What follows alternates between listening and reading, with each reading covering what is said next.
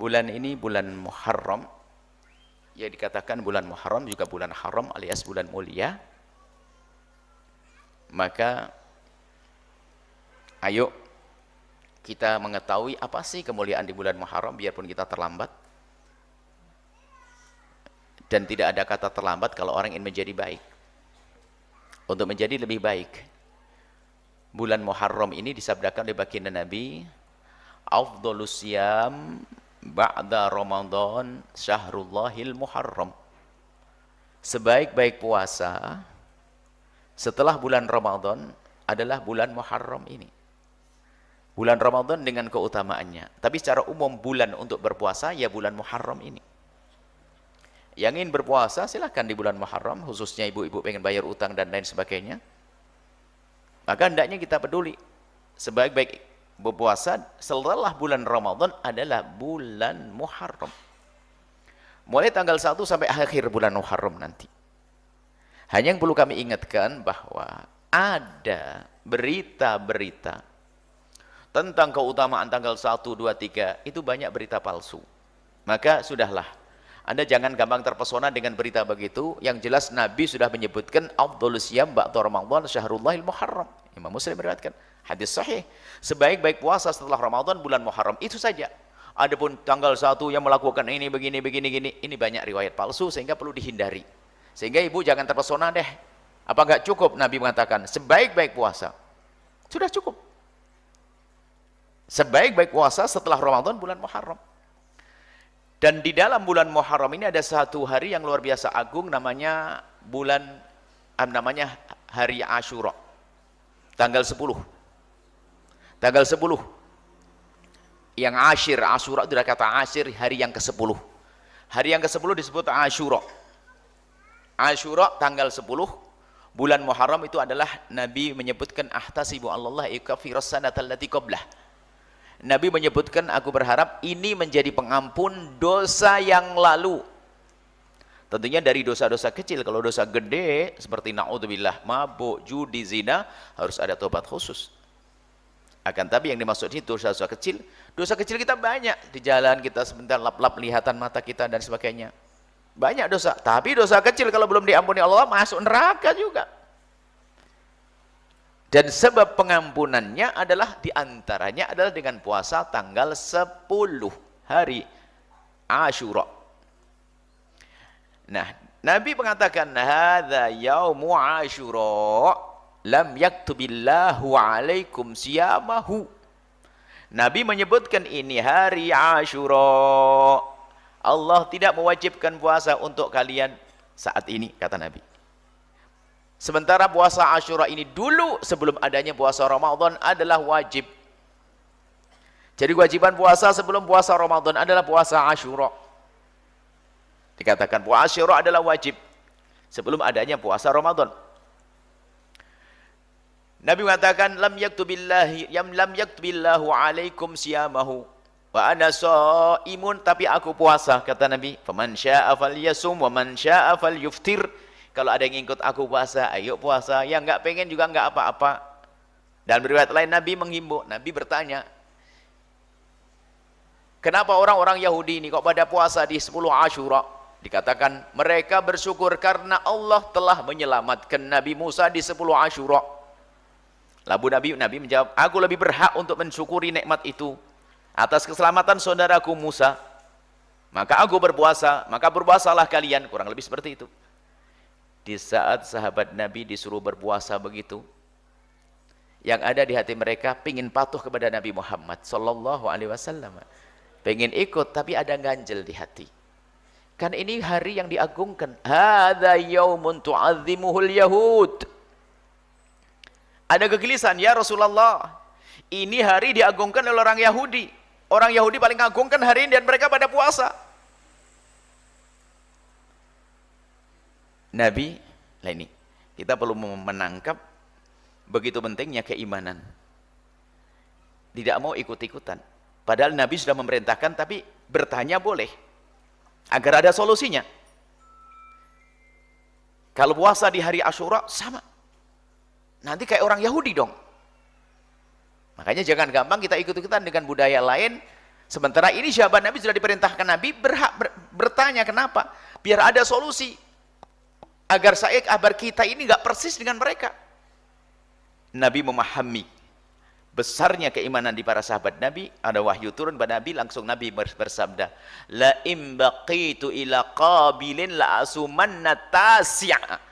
Kalau seandainya aku hidup sampai tahun depan, niscaya akan aku tambah hari ke-9. Agar berbeda dengan orang Yahudi. Maka kalau Anda berpuasa tanggal 10 saja itu sunnah. Namun sunnah di atas sunnah, Anda tambah tanggal 9 agar berbeda dengan orang Yahudi. Urusan berbeda ini penting sekali. Urusan berbeda. Ini termasuk bagian daripada tanda kekuatan keimanan kita. Bahkan dalam riwayat untuk berpuasa yauman qablahu wa yauman ba'dahu. Jadi begini, sehari sebelumnya atau sehari setelahnya. Kalau seandainya Anda tidak sempat puasa tanggal 9 agar berbeda dengan orang Yahudi, kan tujuannya 10. Dikasih tanggal 9 biar beda sama Yahudi. 9-nya pun kok ternyata nggak sempat, puasalah tanggal 11. Jadi setelah tanggal 10 ditambah tanggal 11 biar beda sama Yahudi. Kalau Anda bisa menggabungkan semuanya 9, 10, 11 ini double sunnah di atas sunnah. Sunnah Asyura, sunnah berbeda dengan orang Yahudi, sunnah puasa yang diajarkan Nabi. Hendaknya puasa jangan kurang setiap bulan 3 hari. Mudah berpuasa. Yang benar tapi kurang benar adalah tanggal 1 puasa, 2, 3, 4, 5, 6, 7, 8, 9 puasa, 10-nya enggak puasa. Nah ini. Dia mengerti bahasa sunnah puasa tanggal 9 sangat dianjurkan, sangat dikukuhkan. Nah berkenaan dengan berbeda ini penting sekali. Berbeda dengan orang Yahudi, berbeda dengan kebiasaan orang di luar Islam, agar kita membiasakan dengan kebiasaan yang ada di dalam Islam itu sendiri. Termasuk di Muharram itu sendiri, ada pesan berbeda. Bulan Muharram Safar sudah ada pada zaman dulu. Akan tapi cara penghitungan dan lain-lainnya ini sama antara orang kafir dan orang Islam pada zaman itu tuh sama. Sehingga Sayyidina Umar bin Khattab waktu itu dengan para sahabat ya berpikir, merenung, kok kita ini nggak punya penanggalan khusus, tahun khusus. Bagaimana? Mereka musyawarah agar punya tahun khusus. Sehingga beliau dan para sahabat yang lainnya menetapkan tahun Hijriah. Agar kita punya penghitungan sendiri. Ada kisahnya sampai hari ini namanya tahun Hijriah. Itu ditetapkan oleh Sayyidina Umar bin Khattab pada masanya. Jadi ingin menetapkan kapan ditetapkan tanggal 1-nya. Tanggal 1 bulan 1 tahun 1 kapan kira-kira? Tanggal 1 bulan 1 tahun 1. Bermusyawarah mereka. Apakah bulan Maulid? Apakah bulan Muharram? Akhirnya pas ditetapkan adalah bersama hijrahnya Nabi. Ada hijrah Nabi kan ada khilaf dalam ini apa? Maulid Nabi. Ini malah sehari kita tidak mentingin masalah itu. Yang jelas dipilihlah di bulan Muharram tentu karena beberapa hal. Jadi ditetapkan oleh para sahabat waktu itu menetapkan tanggal 1 bulan 1 tahun 1 di bulan Muharram. Ini agar bisa diumumkan di bulan hajinya. Agar semua umat di penjuru dunia membawa berita ini. Bahwasanya akan ditetapkan tanggal 1. Tanggal 1. Dan tahun 1, bulan 1. Sehingga setelah mereka haji, kan dari penjuru dunia, pulang ke kampung masing-masing memberitakan bahwasanya tahun ini adalah tahun 1, tanggal 1, bulan 1. Nah ini penting, artinya momen-momen untuk menyampaikan berita tahun ini penting, sehingga kita pun juga harus menganggap ini penting, sehingga perlu ada gebyar memberitahu kepada anak-anak kita tentang tahun Hijriah. Kita perlu, ini adalah ada hubungannya dengan keimanan loh ya. Sangat berbeda orang dulu sama sekarang. Kita masih ingat kok zaman dulu itu adalah bulan Arab jauh lebih dikenal daripada bulan Januari, Februari.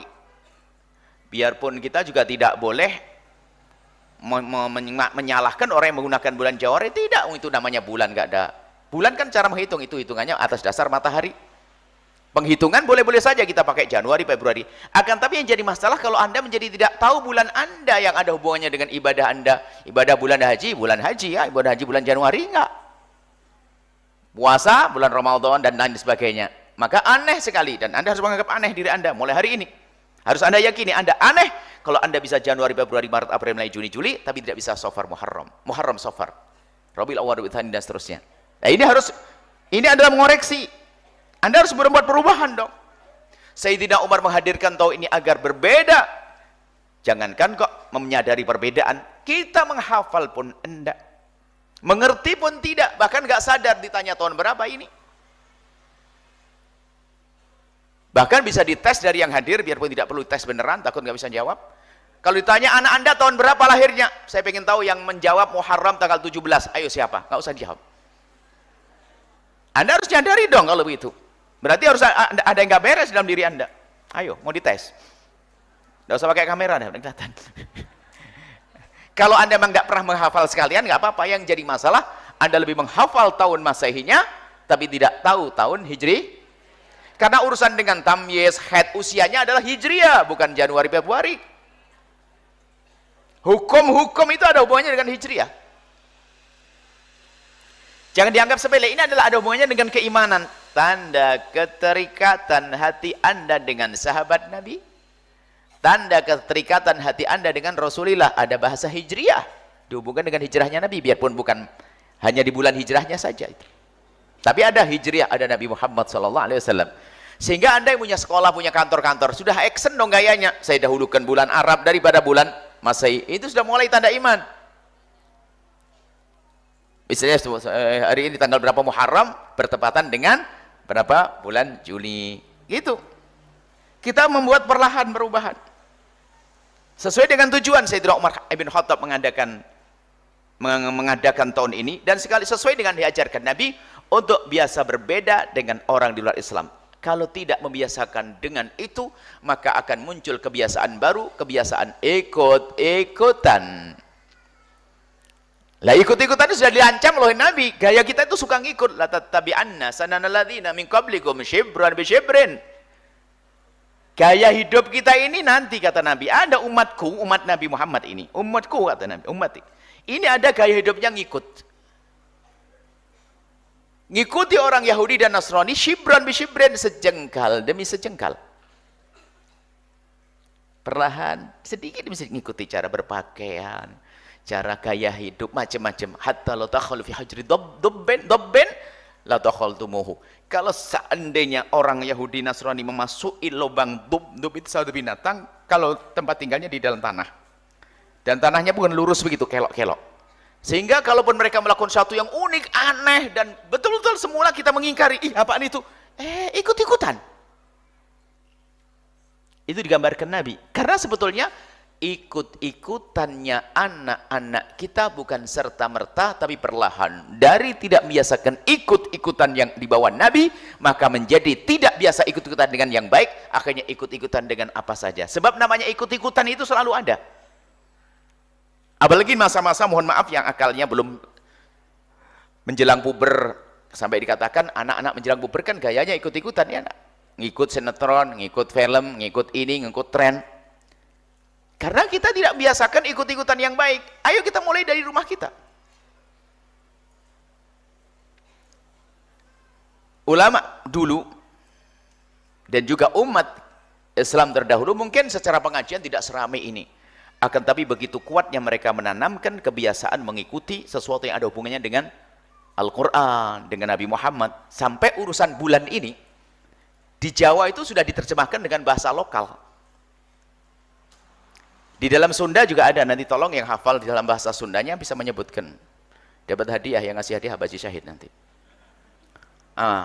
Bulan-bulan Arab yang dijawakan, kalau di Jawa kami ada Ibu. Termasuk tulisan dulu dalam mbah kita itu, saya bilang di belakang lemari. Kan kalau nulis tanggal lahir kan di belakang lemari, nggak punya buku. Pakai areng atau apa gitu. Itu Arab semuanya. Pakai huruf Arab, nama pakai huruf Arab, huruf pego. Mbah Anda masih bisa, Anda kayaknya sudah nggak bisa lagi nulis pego. Biar barangkali begitu. Itu dulu lihat, huruf Latin nggak terlalu banyak dikenal. Hari ini Masya Allah huruf Arab yang ditinggalkan, padahal huruf Arab huruf Al-Quran. Nah ini termasuk pergeseran yang tidak kita sadari, itu yang menjadi sebab kita gampang niru di luar Islam. Ya, ini saja huruf kami masih menemukan, kalau di Jawa sudah hampir hilang, tapi tulisan-tulisan Arab itu kami masih menemukan di luar Jawa malahan.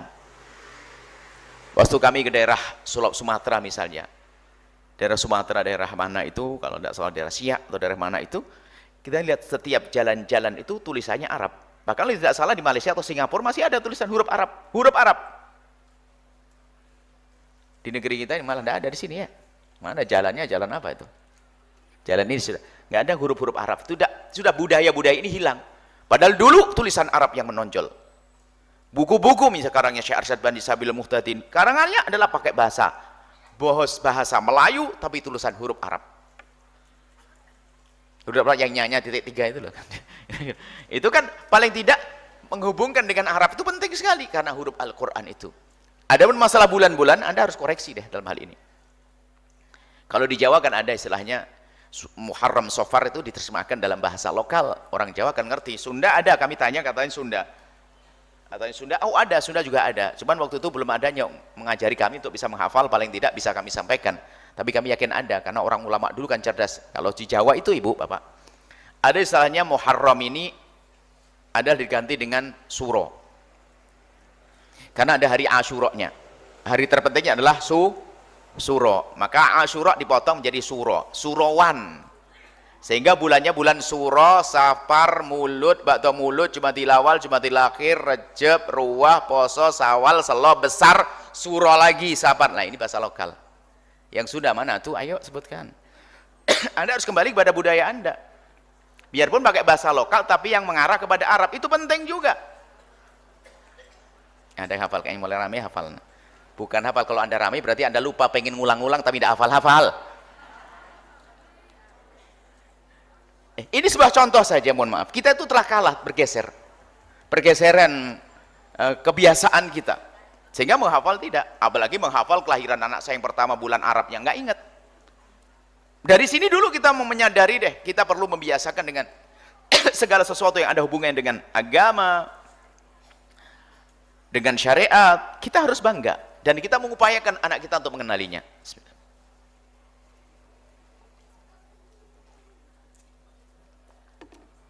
Baik. Nah ini yang terjadi di masyarakat kita, ada pergeseran nilai yang tanpa kita sadari ternyata diam-diam kita jadi jauh. Padahal itu waktu itu orang Jawa bukan tidak punya bahasa sendiri loh ya. Orang Jawa punya bahasa lokal. Biarpun mereka orang Jawa, orang Sunda punya bahasa lokal. Masyarakat kita orang Sunda, dan kami yakin orang-orang yang lain juga sama. Tapi pun demikian bisa mempertahankan lokalnya, tapi sambung dengan sesuatu yang ada urusan dengan agamanya tidak ditinggalkan, diutamakan. Kalau Sunda ada bahasa Sunda yang halus dan sebagainya, itu juga perlu budaya itu dipertahankan.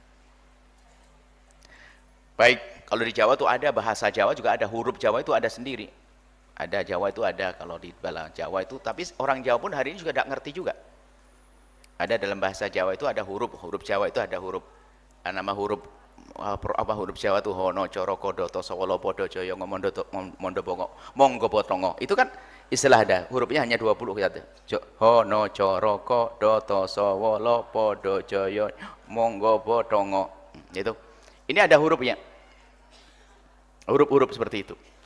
Biarpun punya huruf tapi ternyata iman mereka tetap membawa mereka untuk membawa huruf-huruf Arab ke dalam kebiasaan mereka, tanpa kehilangan Jawanya dan juga mengambil sesuatu yang ada hubungannya dengan agama. Nah ini termasuk kita perlu kita hadirkan. Makanya gebiar tahun baru Hijriah ini jangan dianggap sepele. Kadang masuk tahun baru Hijriah nggak sadar, kalau tahun Masehi kan rame, tapi baru Hijriah enggak. Baik, kemudian ada hal lain lagi, sisa waktu kami hadirkan. Ada sebagian atau keyakinan sebagian orang bahwasanya bulan Muharram atau Asyura ini adalah bulannya anak yatim atau hari anak yatim.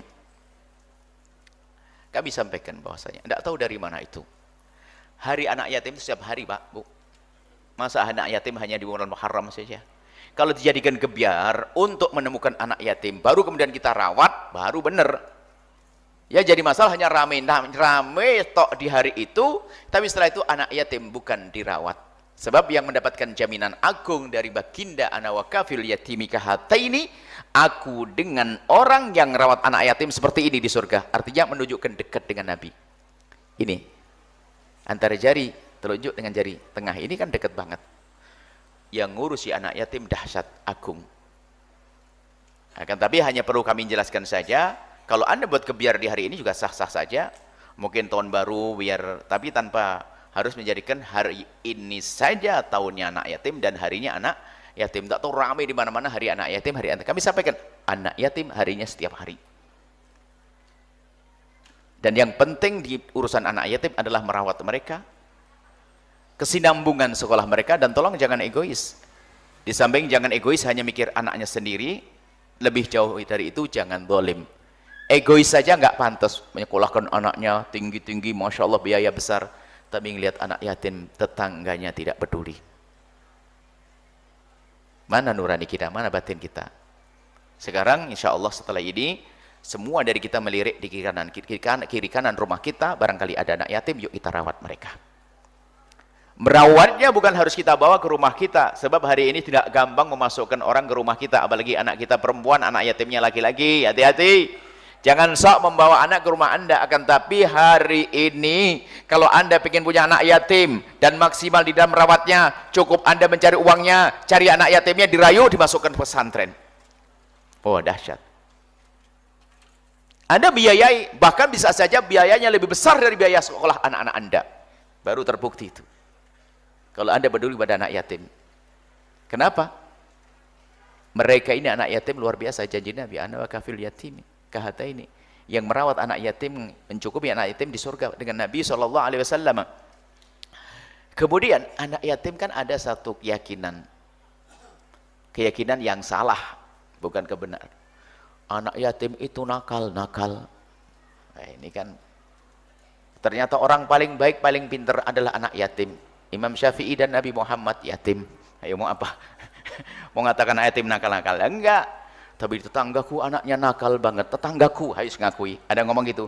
Bagaimana tetanggamu yang yatim itu tidak nakal? Kenapa? Bapaknya meninggal dunia, ibunya sibuk kerja, nggak bisa mencari nafkah, ibunya harus kerja. Anda yang punya duit nggak pernah ngurusi dia, gimana tidak bandel anak yatimnya? Anak yatim itu menjadi bandel karena kurang ada yang ngurusi. Bukan anak yatim lalu jadi bandel-bandel, enggak. Ini kesempatan bagi kita, ayo peduli dengan anak yatim, tapi yang serius.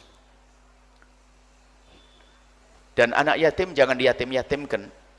Artinya kadang ngurusi anak yatim, masya Allah bahaya sekali, karena innama ya'kuluna fi butuhim naro, orang makan hartanya anak yatim itu seperti makan api neraka. Dosa besar zalim kepada anak yatim. Jangan zalim kepada anak yatim. Kalau Anda zalim pada anak yatim, hati-hati, Allah pun bisa menyatimkan anakmu di esok hari. Hati-hati, jangan zalim pada anak yatim. Dan yang zalim kepada anak yatim kadang bukan jauh-jauh, ibunya sendiri. Suaminya meninggal dunia, anaknya kecil-kecil.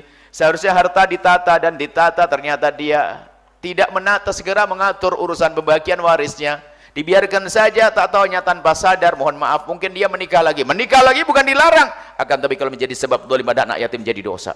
Kadang tidak peduli, dipakai alasan untuk bisnis dan sebagainya. Paling jahat kepada anaknya ternyata sang ibu, paling jahat kepada anak yatim seorang ibu, sehingga duitnya habis. Dan ini banyak, kami temukan, mohon maaf, ada janda-janda yang suaminya dulu cukup kaya sehingga banyak harta, sementara dia sendiri nggak banyak ngerti tentang dunia bisnis. Karena banyak uangnya, ada orang nawarkan, yuk bisnis, habis duitnya, dibohongin orang, ternyata bukan duitnya sang ibu, miliknya anak pun juga habis. Haram, hati-hati wahai para ibu.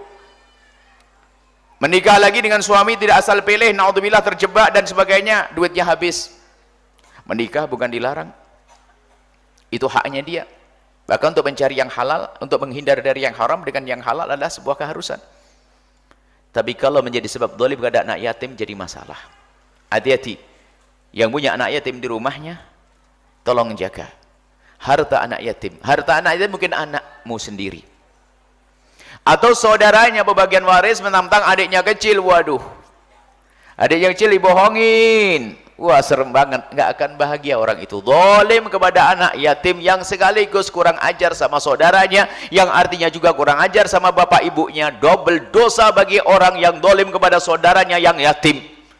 Hati-hati kalau dekat dengan, kalau ketemu orang itu awas jangan dekat-dekat. Dia membawa malapetaka.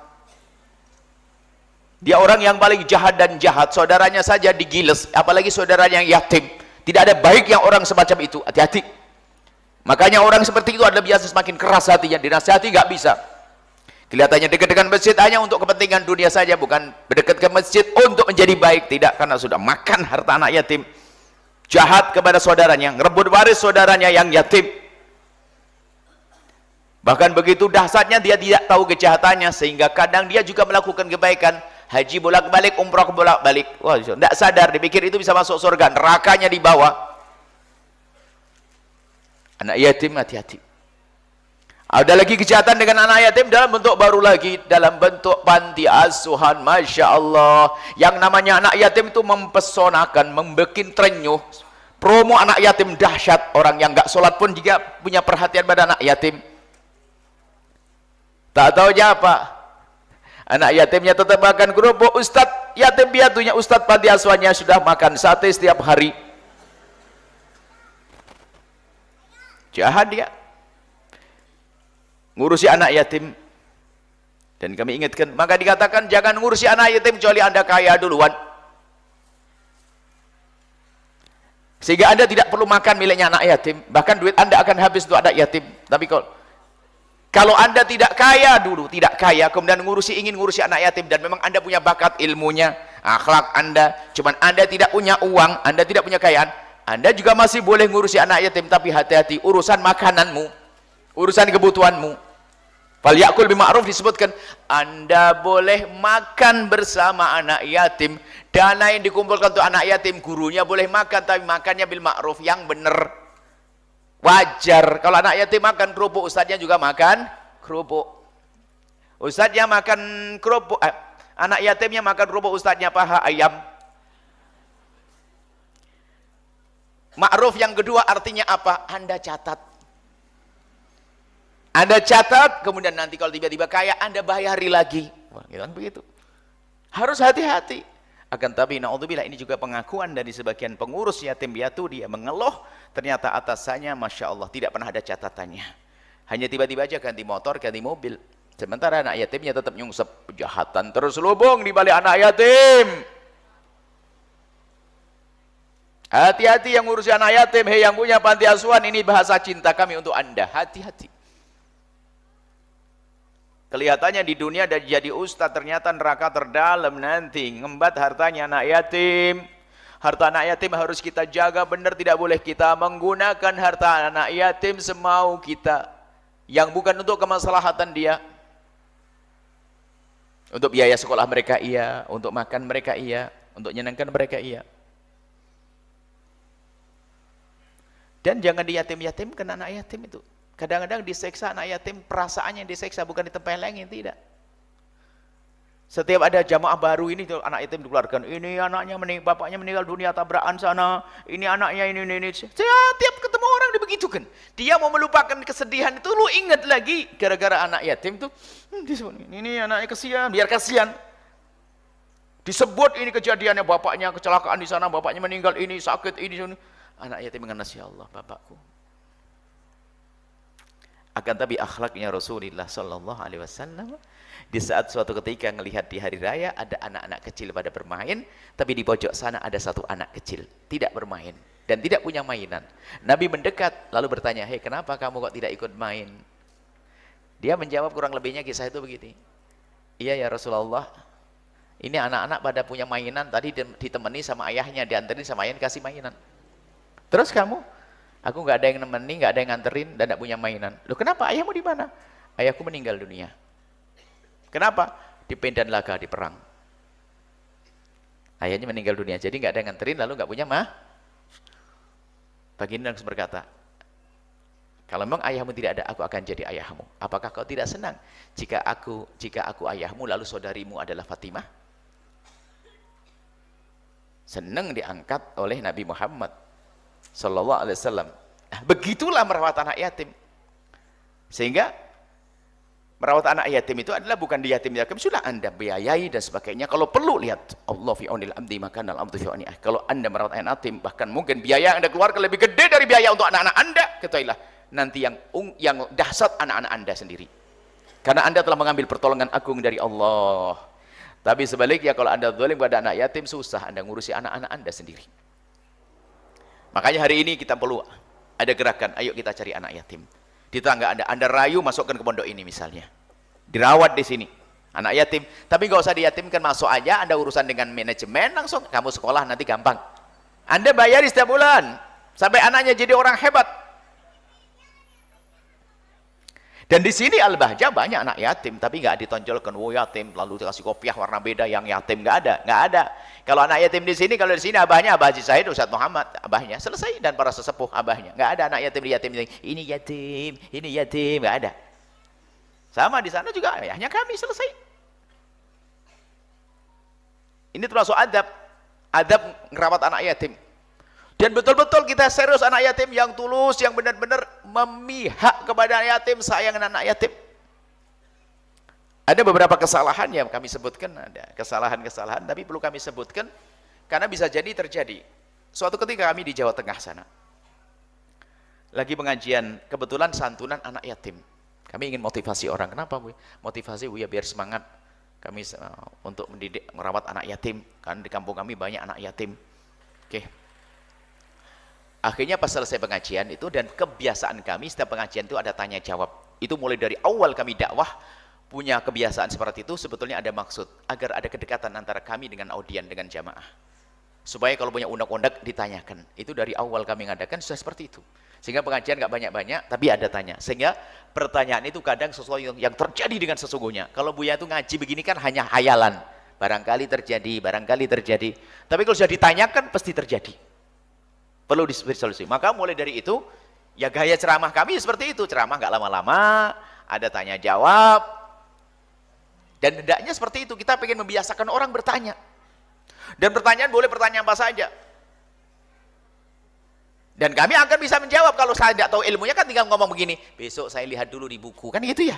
Saya mau tanya ustadz saya, kan enak, wallahu alam. Tapi pembiasaan ini penting. Saya belum tahu itu, nanti saya cari jawabannya. Sah, tambah ilmu baru laku. Makanya kalau kami ditanya satu ilmu yang kami tidak bisa, kami dapat tambah ilmu satu. Kami akan mencari pasti. Nah, akhirnya ada ibu bertanya. Ibu bertanya, ini berani banget, pertanyaan bagus banget, jadi ilmu. Buya, mohon maaf, tadi kan ngomong hati-hati dengan harta anak yatim, kan santunan kita. Ada bertanya, Buya, gimana hukumnya menggunakan harta uang yang dikumpulkan untuk anak yatim untuk nyewa dekor sama drum band? Langsung kayak dipukul. Ini dekornya kan saya dudukin. Langsung saya jawab, hukumnya haram dan harus mengganti panitianya. Anak yatim tidak makan drum band, tidak makan dekor, tidak makan tenda. Makanya jangan seenaknya ngumpulin anak yatim, tak tahu untuk nyewa drum band. Kecuali ada orang punya drum band untuk memeriahkan, memberikan sumbangan drum band. Ada orang punya tenda, sumbangan tenda. Tapi kalau harta anak yatim dikumpulin untuk nyewa tenda, Masya Allah, ngenes dia. Lebih baik untuk bayar utang ibunya daripada harus pakai tenda sama drum band. Ini harus waspada loh ya pengurusan anak yatim. Jangan mentang-mentang duit di kocek Anda, di saku dipegang di tangan Anda, seenaknya sendiri enggak. Anak yatim tidak makan drum band, hei hamba Allah. Dia mikir drum band berapa ratus ribu. Ini bentuk kesalahan yang kadang tidak disadari. Memeriahkan langsung saja, baik, hei tim drum band, siapa nyewain drum band? Niatnya untuk drum band. Lah drum band untuk memeriahkan, gebiar begitulah. Itu sah-sah aja. Tapi kalau sudah duit yang dikumpulkan yang seharusnya diterima anak yatim, tak taunya dirubah jadi dekor, jadi tenda. Yang penting nyampe seharusnya ke saku. Sudah begitu ada drum bandnya rame sampai beberapa grup. Kemudian tendanya bagus, dekornya bagus, anaknya suruh jajar, Masya Allah, buahnya jajar panjang panasan. Sudah begitu 50.000 untuk 1 tahun dibelikan garam itu. Ya, bisa jadi mungkin kami himbau, oke, Gebyar itu untuk bisa mendata anak yatim. Yang punya anak yatim siapa? Kemudian setelah itu ditawarkan siapa yang merawat anak yatim. Tapi jangan dibawa pulang ke rumahnya. Karena hari ini rumah kita rumah rusak. Hari ini rata-rata tentang handphone segala macam. Jadi Anda ambil anak yatim, titipkan ke tempat mulia pesantren. Allah, dahsyat. Hari ini alhamdulillah mudah. Zaman dulu pesantren jarang untuk anak-anak kecil. Hari ini dimudahkan. Peluang besar bagi Anda yang punya rezeki, ingin punya anak yatim. Kalau perlu 5, 3, 4 anak yatim yang Anda rawat, dahsyat. Kalau Anda tidak bisa membiayai anak yatim, paling tidak Anda sekarang mendata anak yatim ada di mana. Sampaikan teman Anda yang bakal mencukupi nanti. Harus ada gerakan mencari anak yatim hari ini. Kalau ternyata kiri kanan Anda nggak ada, laporkan ke di sini Ustaz Muhammad dan Abazi Said dan yang lainnya, akan diurusin nanti. Tidak usah khawatir. Tapi Anda ketinggalan pahala dong. Ayo, mana tetangga Anda yang ada anak yatim? Ada tidak? Ada enggak? Memang tetangga Anda tidak pernah mati? Ada enggak anak yatim? Anda pikirkan mereka. Barangkali tidak hari ini kita masukkan pondok, target 2 tahun yang akan datang. Anda rayu masih 4 SD, sayang, gini. Mungkin ibunya ngomong, aduh biaya mahal. Tenang, jangan khawatir. Biarpun Anda nggak punya duit, Anda katakan jangan khawatir. Anda diskusi dengan yang lainnya. Mungkin kalau di sini kalau pembayarannya misalnya 1 juta atau 2 juta, Anda bisa patungan berlima ngangkat 1 orang. Berapa ratus? Jadi anak yatim adalah ini proyek bersama untuk kita sukseskan. Ini anak yatim. Loh, harus ada buahnya dong. Pengajian kita ini bukan main-main dong. Hari ini harus Anda bergerak, berpikir. Yang tamat SD Anda cari yang yatim. Wah, yatim. Karena betul anak yatim kasihan. Kadang mohon maaf anak yatim, ibunya, bapaknya meninggal dunia, ibunya harus mencukupi 4 anaknya. Sehingga harus meninggalkan tempat, harus kerja di tempat yang lain. Sehingga anak yatim dititipkan sama orang lain, bukan seorang pendidik, bukan di pondok. Akhirnya yang terjadi adalah anaknya mendapatkan kiriman uang dari ibunya yang kerja di luar negeri. Tak taunya dengan uangnya bukan tambah baik karena bukan dididik. Naudzubillah. Kasihan sekali itu sang ibu. Sudah capek bekerja, ternyata anaknya pun pada akhirnya bikin capek. Yang dosa siapa? Anda yang di kiri kanannya tidak peduli urusan anak yatim.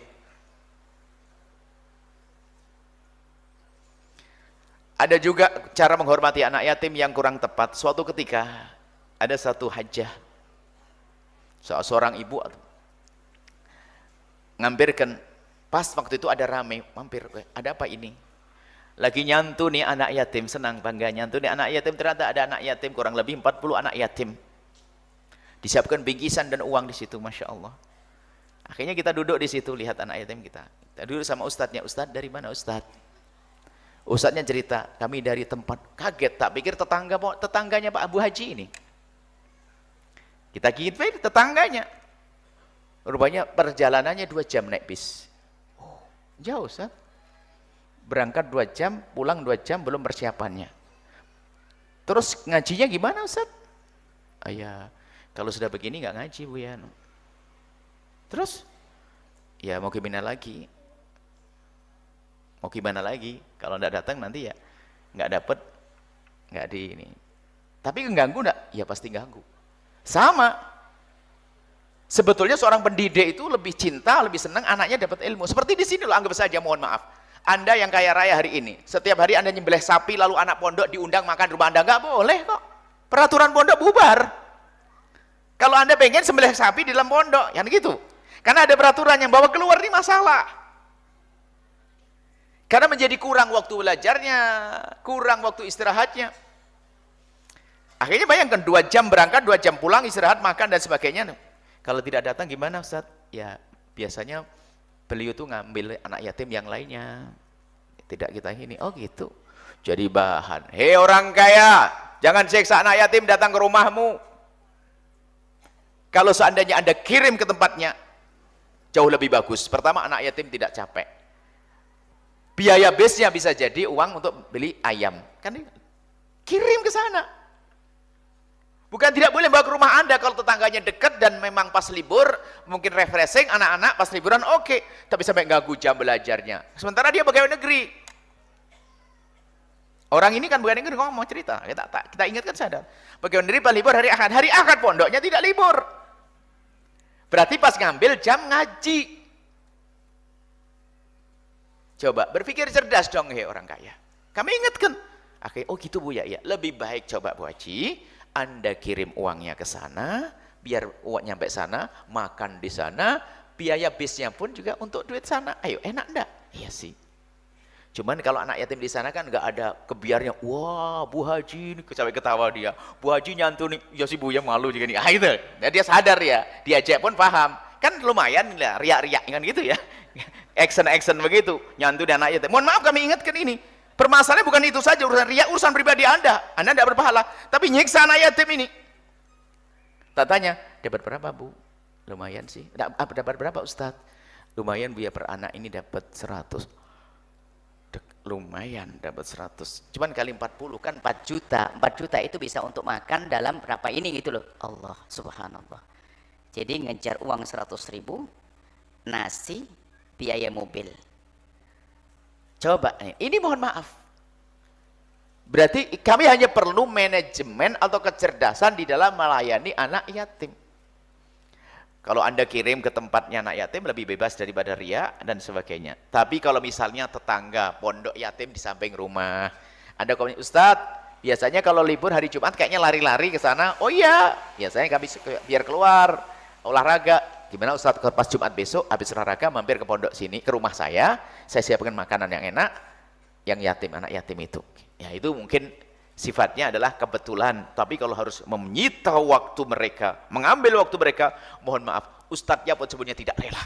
Kalau seandainya ustadz punya uang dari kocek sendiri, pasti ditolak itu. Saya pengen anak saya belajar, saya pengen santri saya belajar. Akhirnya kita tanya, sebulan berapa kali ustadz kayak begini nih? Kami sering, karena panti asuhan kami lumayan terkenal. Tapi memang ya gratis semuanya di sini. Jadi hidupnya santri adalah dengan keliling begitu. Innalillah. Kasihan. Gimana mencetak anak hebat nanti? Kapan pinternya anak-anak? Setiap hari harus keliling 1 jam coba. Berangkat 2 jam, pulang 2 jam. Capek, istirahat. Nggak mungkin malamnya pengajian lagi sudah. Langsung istirahat, tidur. Apalagi ada sebagian orang kalau naik bis itu sudah kayak trauma. Ada yang naik bis pusing? Naik bis lagi, naik bis. Naik perahu juga ada. Ada yang naik perahu tuh, naik perahu tuh bayangin maboknya. Terusan naik perahu, suami saya pun naik perahu, mabuk perahu. Rasanya mabuk begitu rupanya. Cuman yang muda-muda depan ini juga pada jatuh nih naik perahu. Mohon maaf, naik mobil, naik bis, itu tidak semua juga nyaman. Baik, inilah, ayo kita pulang dengan hati yang hidup ya. Setelah ini, hati yang hidup. Hidupkan, pertama adalah keluarga kita harus mulai dekat dengan baginda syariat Nabi, mengenal bulan-bulan Arab, kemudian juga bangga dengan sesuatu yang ada punya dengan baginda Nabi. Kemudian setelah itu, biarpun kita bukan golongan yang menjadikan hari ini saja bulan yatim setiap bulan, maka ayo kita budayakan untuk mengayomi anak yatim, merawat anak yatim. Janji deh Anda harus punya anak yatim setelah hari ini. Kalau Anda orang sangat fakir, mana yang paling fakir? Bergabung dengan yang lainnya. Mungkin orang fakir mengordinir, mengarahkan. Yang kaya mencukupi, ada. Baru ini ngaji yang bermanfaat. Setelah itu Anda mendapatkan jaminan, maka firul yatimi kahataini, dengan baginda Nabi Muhammad seperti ini. Seperti jemari telunjuk dan jemari ini. Jari tengah ini. Artinya sangat dekat dengan Rasulullah, pangkatnya tinggi. Kemudian kalau faedah di balik nyantuni anak yatim adalah kelembutan hati diantaranya. Dalam riwayat, man habba yulayyan qalbuhu, barang siapa senang untuk dilembutkan hatinya, termasuk Anda kalau mungkin punya suami, punya anak keras dan sebagainya, santuni anak yatim dengan niat untuk melembutkan hati. Falyudni minhu yatiman, disebutkan kalau ingin melembutkan hati, falyudni minhu yatiman, dekatkan anak yatim. Falyamsah ra'sah, kemudian mengusap kepalanya. Jangan berhenti sampai di sini hadisnya, diusap kepalanya atau pusing dia. Anak yatim kan, pahalanya mengusap anak yatim setiap rambut gini, anak-anak. Ngasih duit. Memang ada coba diusap kepala Anda, pusing diusap, 1.000 orang lagi yang usap. Lanjutkan hadisnya, makan, diberi makan dia seperti yang kau makan, kasih baju dia seperti yang kau kenakan. Lanjutannya kan begitu. Cuman makna mengusap sini, mengusap beneran iya, tapi dengan kasih sayang untuk menarik hati Anda untuk peduli dengan dia. Itu loh, jangan ngusap tok. Ayo diusap semuanya para tamu. Jamaahnya segitu banyak. Tapi mengusap tetap ada, karena nas Nabi. Cuman jangan berhenti ngusap tok tapi ngasih duit. Pilihannya begini, ada 3 pilihan. Ngusap plus ngasih duit. Oke lah. Kalau antara ngusap saja sama ngasih duit saja, ngasih duit aja, enggak usah ngusap-ngusap daripada. Kurang lebih seperti itu. Jadi ayo, tolong kebayang di mata Anda, di hati Anda ada anak yatim kiri kanan Anda. Sini siap untuk menampung. Baik, Anda yang membiayai, Anda biayai mungkin. Anda yang biayai. Kalaupun masuk di sini ketahui anak yatim, nggak akan dilihatkan anak yatimnya. Yatimannya nggak ada. Nggak ada, nggak ditonjolkan, nggak ada bocoran ini ada grup anak yatim, nggak ada. Kita yakin nggak tega. Ini misalnya kalau anggap saja di Al-Bahjah pojok sana adalah asrama anak yatim. Setiap keluar grup anak yatim, yatim, yatim, yatim, yatim. Sedih kita. Tidak kita yatim-yatimkan. Mereka kita bapaknya. Guru-guru adalah ayahnya. Sehingga jiwa mental mereka tumbuh sehat, bukan terkucilkan, terendahkan, dan seterusnya. Ini saja, semoga Allah menghidupkan hati kita menjadi hati yang hidup, rindu kebaikan, rindu kepada nyantuni anak yatim dan ngurusi anak yatim, sehingga kita mulia di dunia dan di akhirat. Wallahu a'lam bishawab. Setelah Anda menyaksikan video ini, jangan lupa berselawat kepada baginda Nabi Muhammad sallallahu alaihi wa alihi wa sahbihi wasallam.